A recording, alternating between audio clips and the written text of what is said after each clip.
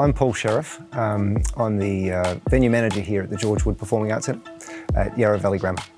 It's a 900-seat auditorium positioned within the grounds of the school, and we use it for, of course, school use, classical music performances, school productions, that sort of thing. And then we externally hire the building, and we have everything from music concerts, school concerts, anything you can imagine you need 900 seats for, really. The venue had a couple of sound systems in the place since 1991, but the sound system that we had existing wasn't to be fitted into the budget of the renovation, and consequently after the renovation it was pretty obvious that it needed changing. It was a horn-loaded system and very few boxes, so what that meant was that those boxes needed to be up at a certain level to get the coverage that we were looking for. And of course that just meant that the sound throughout the room was unbalanced completely, and of course sounding like a horn-loaded system. Not very attractive. The acoustics are fabulous. It's been built as a concert hall, so the venue itself doesn't really suffer from a huge amount of unwanted reflections, which is a great place to start. But the low end was always a challenge. It would just seem as though as soon as you added a reasonable amount of low end for impact, the whole mix would just disintegrate. One of the great challenges was to try and minimise the impact of the late energy in the sub-bass region. Certainly challenging to get the loudspeakers in the correct position, even though this is a retrofit project. It's a beautiful room, and the aesthetic of that was quite important as well to maintain that good aesthetic.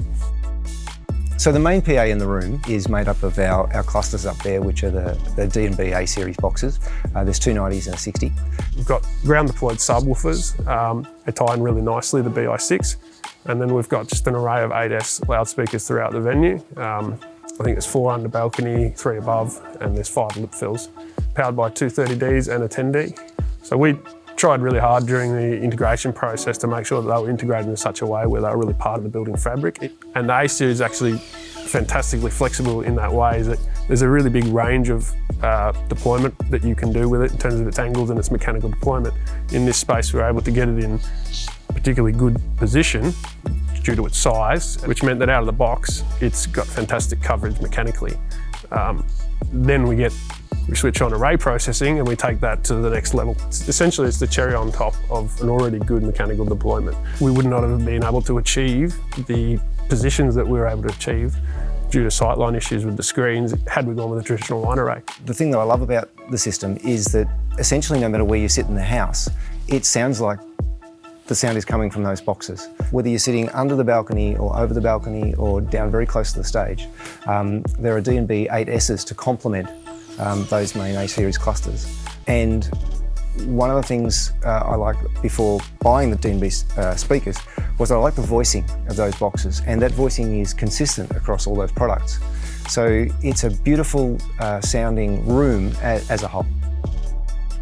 The A series, again, it's a symmetrical box in terms of its driver layout, which means you've got really good phase coherency across that horizontal plane. And I would suggest as well in the vertical plane with those different angles, the quite extreme angles you're able to achieve, it still maintains a really consistent phase response out of the box. For this type of venue and this type of deployment and size, it is a really great tool to be able to deploy.